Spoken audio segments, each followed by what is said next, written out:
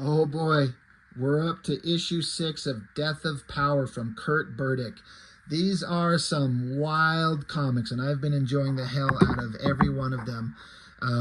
It's the most over-the-top, insane comics I've ever personally read. You know, I haven't read everything in the universe, and people could probably point to some other stuff that's just as crazy and boundary pushing. I don't know. But I've been enjoying this. This Kurt Burdick fella, he crafts some of the weirdest stuff and takes the characters in some incredibly weird directions, adding the violence and adult humor, to put it mildly. I have to watch my mouth because if you say certain words, then it immediately gets flagged, and I'm trying to avoid that. And then just the visuals in this thing are difficult. Like, I can't really show that without people getting mad. But I want everyone to see what's going on. But if you don't know, Death of Power, as I understand it, was started by Kurt Burdick from a couple years ago on the Cartoonist Kayfabe channel, where they were going over the Death of Superman comic and reviewed the original one, talking about how boring and bland it was. Like, for Superman and the level of destruction and excitement and awe that it should have, they found it incredibly bland. And I agree. And so they put it out there like, hey, people, make a better Death of Superman comic. And Kurt Burdick threw this out there and sent it to them. And when they put it up there, Ed and Jim, especially Ed specifically, was saying, you know what? This is instantly the best Death of Superman comic ever. And nothing else can hold a candle to this. I dare you all to try. And I've reviewed all of them. You can go back on my channel and find them. It's some wild stuff. Basically, instead of Superman, his name is Power. So it's Death of Power. It's a Death of Superman. But Superman was killed, and Lex Luthor took Superman's heart after shooting Superman's body into space, took his heart, put it into a suit, which powered him up, and then getting that power, it shot an energy wave out over the entire planet that killed all the other heroes of the Justice League, you know, which were all like, as with every character in this book, fucked up versions of them. Like Aquaman was banging the blowhole of dolphins when he got killed, and Flash was jerking it to watching a turtle slowly walk through the desert. I mean, it's the funniest stuff. It's not for everybody. I grant that. Some of you write into these and you just love them when you comment on them. And some of you write like, I don't like this shit at all. It's too over the top. Like, I get it. It's not for everybody. But for me and my sensibilities, the sheer over-the-top nature of it, like, it's even inspiring me for the current project I'm working on, is how far over the top can we push this stupid parody thing that I'm working on, which is going to be very adult. That's the same thing here. I love it. And so the story was that Wonder Woman, I'm trying to think of what her actual name was in this story, Wonder Woman, she was able to stop the energy wave that killed all the heroes. She deflected it and then showed up on scene when she kind of gathered herself and a bunch of Amazonian warriors to go fight Luthor. She ended up in a battle with, what is it, Plastic Man and another guy that's made of rubber, whatever. She ended up in a battle, but she ended up basically killed. Like, I think she lost an arm, half her upper body. She was basically killed. Wonder Woman was killed, and so now Lois Lane, who has joined forces with Luthor, which is like a secret relationship she was having, now she has this power from herself, and they're opening up portals to bring these crazy soldier things into the world. It's Luthor and Lois Lane. It's crazy. I love it. And even if you don't like the over-the-top insane story, the adult content, or whatever it might be, you have to respect the work, the art, the color, the design sense. This guy has got a heck of a skill set. So basically it's the bad guys. You got Luthor and Lois Lane, you know, evil Lois Lane. She's blowing a kiss to Luthor. He opens up a force field around him for whatever reason. Bad guys flip a switch, and Lois Lane saying, "My love, what is your command?" She says, "Go now and bring me the slaughter weapon, whatever that may be. There's probably, because I don't know the wider, deeper lore of the DC Comics Justice League, so some stuff I'm probably missing, like, oh, it's a reference to this. I assume that this is a version of what they call a boom tube. It's literally a tube, and it's got like Z sound effects, like it's sleeping, but it's probably just a sound effect. But I like how it activates, and if you see on these panels here, how it just morphs, that tube squeezes itself into a flat disc, which is now a portal that they can travel through. And I love how it says open, like this giant word open, through the portal. So evil Lois Lane and all these soldiers take off to go through the portal to go do what evil stuff? Where is she going? I mean, I don't know what the slaughter weapon is supposed to be a reference to. But again, to point out that this comic, like, to give you context, there is the size of a regular comic. So it's on this wider and taller paper, you know, and it's on this very thick cardboard type of material that just makes it stand out. It's very different. It's just part of the charm of this thing. But they go through the boom tube. They appear in some other place, and it's Slaughter World. So I don't know what that's a reference to. What would that be? Somebody kind of clarify for me, please. But they appear, and there's like a city in the distance and some flying people. So I take this as these are like the Hawkman of this effed up universe. He slashes at some of the soldiers. Evil Lois Lane's got her weird little device. There's explosions going on, and so you get this Hawkman, and it says, so I don't know. It says here, go now and bring me I said slaughter weapon, but ITH, is it if? Is that supposed to mean something that I don't get? Because over here, the Hawkman character, it has the same thing, if metal. So what is that a reference to? Somebody clarify for me. He's got some badass weapon, sort of a human-ish face, sort of being Hawkman, right? A beak thing starts coming out of his mouth.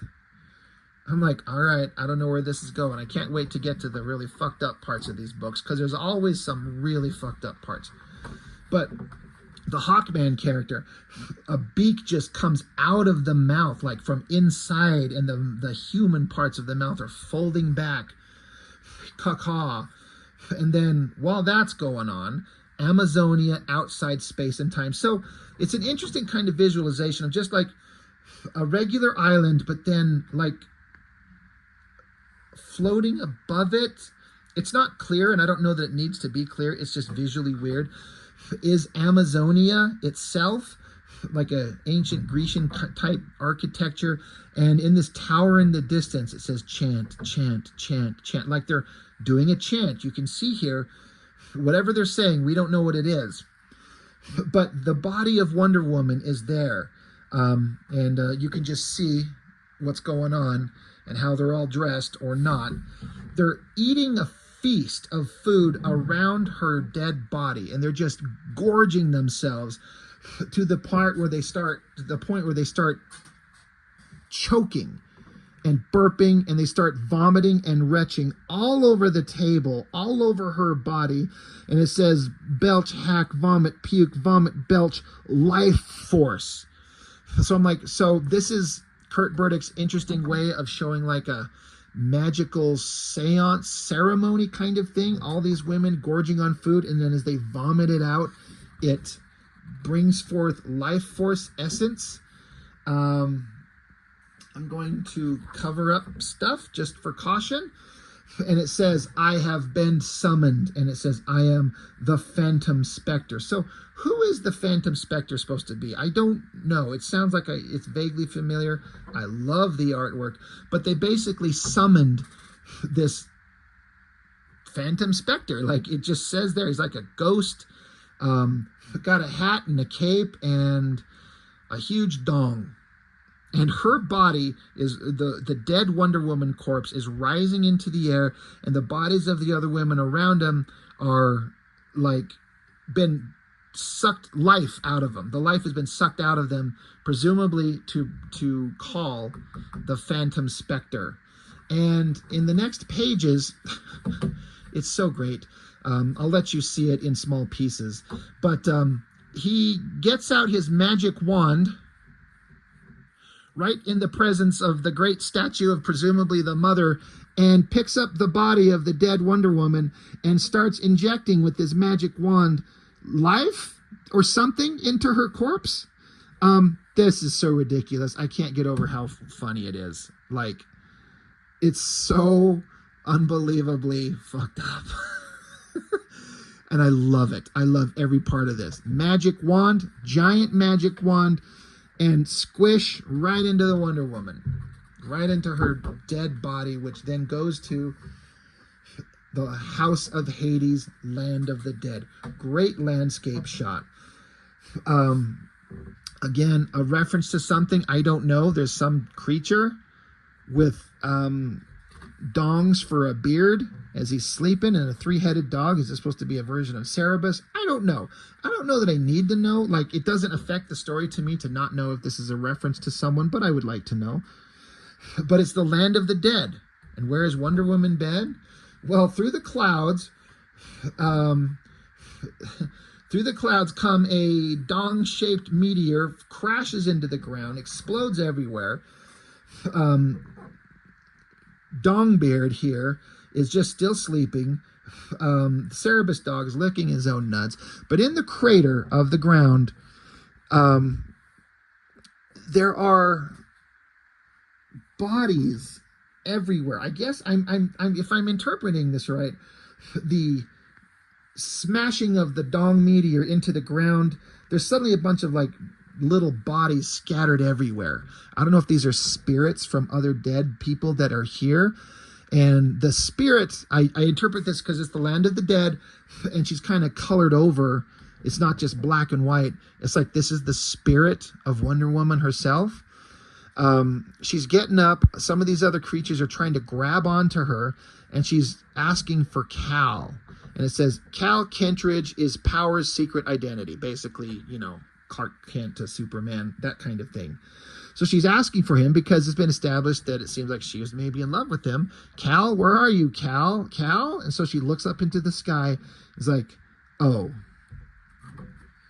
What's on the next page? Well, I don't know how else to put it. The spirit body of the Phantom Spectre and his giant magic wand is just poking down here, and it creates a suction vortex. Suck, suck, suck in, suck, open, open, suction. And so her spirit gets sucked up right into the opening of the giant magical Dong wand.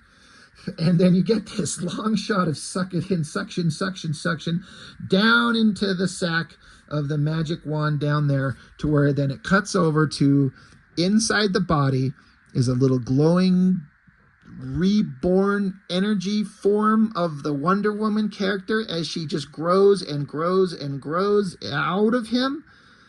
And she just, then her body just wakes up. And so now her body is alive again. So basically, the Phantom Spectre went into the afterlife and retrieved her spirit in only the most fucked up way that Kurt Burdick could produce. And her spirit regrew within his nuts, and it goes back into her body, and her body wakes up. And so her mother is there, and the mother gives her a kiss, and they've got an artificial chest piece and hand, because she lost part of her chest and her hand. So she clicks on the hand, the chest piece. There's a giant ship in the air. It's a shape-shifting hand. So it's now a different kind of usable weapon, I guess. And the mother says, "One more thing, Diane. You must wear this." And Wonder Woman's gasp, "Helmet of mystery, protector of good, devourer of heroes." So she takes the helmet, places it on her head. Great coloring all over the place. Great drawing. It's so cool. Love this insanity. She places the helmet upon her head, and then the back cover is just evil Lois Lane. She's got the weapon from one of the bird guys. I guess they lost. They're strung up and, you know, stuck up on pikes. This guy's using a flamethrower from his crotch to burn the bodies. I guess they defeated the Hawkmen world. But Wonder Woman has been reborn. and is been repowered and is getting a second chance to go avenge the death of Superman. So I'm hoping this gets to get on the channel without getting YouTube frustrated with some of the stuff that it sees. It's one of my favorite books ever, and I love this thing so much.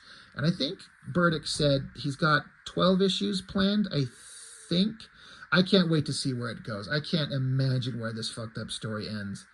But it's brilliant, and I love it. And thank you, Kurt Burdick, for bringing us this stuff. I really wish that Ed Piskor was still around to enjoy this stuff. I just get the feeling he would love it. I don't know, I could be wrong. But he loved the first one so much. The storytelling, the graphic design, the colors, the having the balls to go to extreme places to just create something different. It's all respectable to me. I absolutely love it. So, Death of Power, number 6. Kurt Burdick.